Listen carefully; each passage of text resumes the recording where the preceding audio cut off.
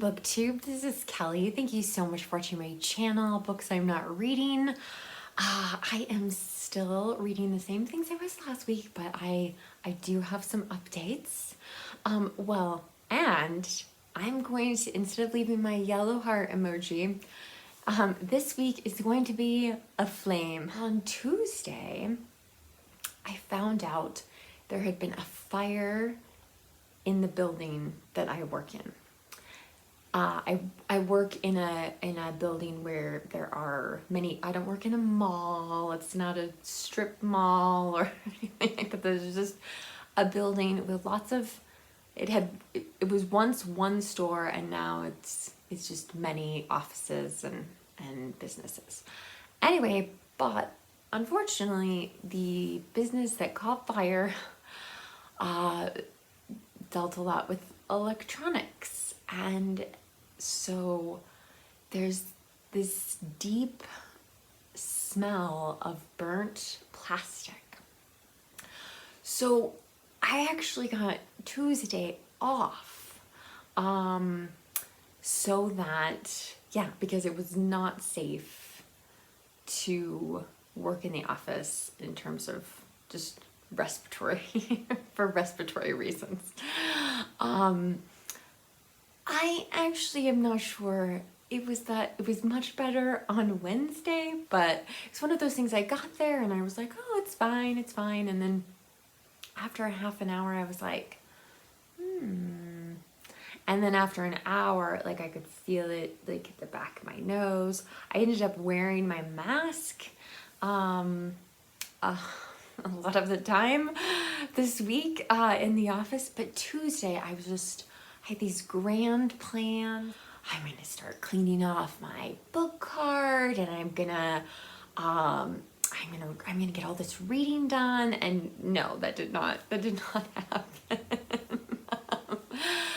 But anyway, so last week I brought you snow. This week it's fire. It's like, never thought I'd have an employer say, we're taking a fire day. But I was really grateful that first day we didn't have to work in the building, because it was very very uncomfortable. There's my drama for the week. Now, I hate holding this book up because it's in a million thumbnails, but I read a story that I have actually seen 2 YouTube videos about now, in this collection of the best ghost stories of Joseph Sheridan the Fanu, which, again, just in case you're new, it's not just ghost stories. Carmilla is in here, which is a vampire story that was written before Bram Stoker wrote Dracula. So I have not I've read that before, but I haven't. I'm gonna reread it to finish this off. So I have 6 stories left, and the one I just finished is called Green Tea. I would love, by the way, Taking Tea with Catherine. I have no idea if you're watching or not, but I would love to see Taking Tea with Catherine do a video about green tea.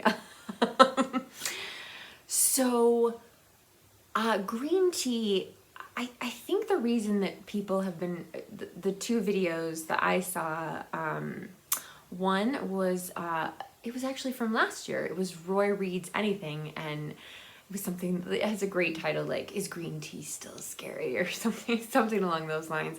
And then Randy Ray at Literate Texan, he also did a review about it, and it's like, it's kind of perfect for this month, because it combines, not only is it Victorian literature for Victober, but I think it goes along with some kind of like occult detective fiction story. The detective character is actually a doctor, and his name is Martin Hesselus. Is at a dinner party, and he's watching this reverend, this minister, and comes up with some ideas about him. Eventually, the minister tells him this whole story of all of these, I don't want to spoil it for you, these supernatural events. And it definitely, it takes a very, very gory end to the story. I had a major problem with the story though. So Martin Hesselus, the doctor, when he leaves the minister, he says, okay, if this happens, this supernatural thing, which I'm not going to go into, but if this happens again, I want you to message me right away. So then the doctor, instead of going back to his hotel and, you know, writing notes up there, he decides he has to go someplace else. He goes to a totally different location. No one knows where he is. And he, I don't know, it seems like he stays up all night writing, like almost like a case study of this minister. Well, then when he gets back to the hotel, there's a messenger there waiting, and the messenger's like, I've come 3 times for you. Like, nobody knew where you were. Like, we couldn't find you. He has this whole theory about how he could have solved all the minister's problems, or whatever. And I really didn't like that. It's interesting because I think the shorter stories in this collection are better and they're creepier than the longer ones. The other one I finished, my God, it was over 100 pages long. So it's more like a novella in the midst of all this, you'd think, right? Like, looking at this, it doesn't look terribly big or anything like that, but there's a lot in here. And I have not read these stories in order. I've been reading them over the course of the last year. Because Joseph Sheridan Le Fanu was Irish, I read some for the Irish readathon. But over the last year, like, I've started to see some scenes that I'm like, oh, that sounds just like what happened. That's so familiar to this other story. The Haunted Baronet was, I mean, I don't know, it was like there were some really creepy things in it, but it didn't make sense. It didn't fit together. You know, the gun you see in Act 1 doesn't go off in Act 3 kind of thing. It just didn't function very well as a short story. And it got me thinking about short stories that I do think are really well written but also are dark. So this is not Victorian. I know. This is the collected stories of Jean Stafford. This book won the Pulitzer Prize for fiction, which is why I've read it. There's actually a lot of collected stories that have won the Pulitzer Prize for fiction. So if that's a video you'd like to see, let me know down in the comment section, because I have thought about it. I did not save all the ones that I owned, all the collections, the short story collections that I actually bought, because some of them I didn't enjoy that much, but there's a lot of really good ones. And this one I held on to, not so much for myself, because there is a story in here that I swear to God, like, you know, if you're scared of green tea after reading Joseph Sheridan Le Fanu story, this one would make you terrified of turtles for the rest of your life. So it's just this detail that is so graphic and intense, and it's just, but overall, in general, the stories in this collection are really dark. And so, like I said, I think Jason would really like it, and that's kind of why I've held on to it. Because I definitely don't want to read one story again. But anyway, so I'm gonna keep trudging along with this. Like I said, I have 6 stories left. The next one I'm going to read is The Familiar, which I think Eric out there, if you're watching, that's the one I'm going to be reading next. And eventually I'm going to get to Carmilla, which is another quite long, more like a novella rather than a short story. But yeah, so 6 stories left. I feel like I can definitely finish this by the end of October. The other book I'm reading, which again is it kind of goes for victober. It's not really a victober prompt because it's nonfiction. And this is Parallel Lives: 5 Victorian Marriages by Phyllis Rose. And I tell you what, man. Oh, so I'm reading this with Joe Smith, and oh God, we read Harriet Taylor and John Stuart Mill, and they may have been brilliant, but reading about them was incredibly, like, they just seemed like the most pretentious people I have ever heard of. But of course, the next one that was Catherine Hogarth and Charles Dickens.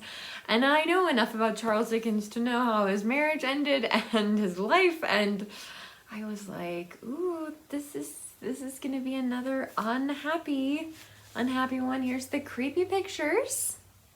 Look, it's like 3 faces lined up. Which is the one in the happy marriage? But anyway, so I kind of knew what this was going to be like. Joe has given me hope that the marriage that we're reading next, which is George Eliot and George Henry Lewes. Tell me if I'm saying that wrong. I want to make sure I get it right. But anyway, she seems to think, I'm not sure if they actually were married, but that they had a happy relationship together. So I'm holding on, because after that, then we go back to the Carlyles, Jane Welsh and Thomas Carlyle. And we read about their courtship at the beginning of the book. And so I'm quite terrified. Well, of these pictures, and also of how it's going to, how things are going to end. But I just want to talk a little bit about Dickens and some books that you might be interested, if you are interested in learning more about Dickens' life, that are, I think, manageable, I guess. There are some, I have a gigantic Dickens biography by Peter Ackroyd, which is why Art at Bookshelf Odyssey, if you're watching, just why I when I saw that in your very first video, I was like, subscribe. But this is Charles Dickens by Claire Tomalin. I think Claire Tomalin is really, really gifted at writing biographies. She wrote an amazing biography of Jane Austen, and I read this, but it's been a while, and so there were some things I had forgotten. But of course, I hadn't forgotten the big thing that happens in the latter half, the afternoon, as Dickens puts it, of his life. And I kind of want to go back and reread this. Obviously, that's not gonna happen. It's not gonna happen now.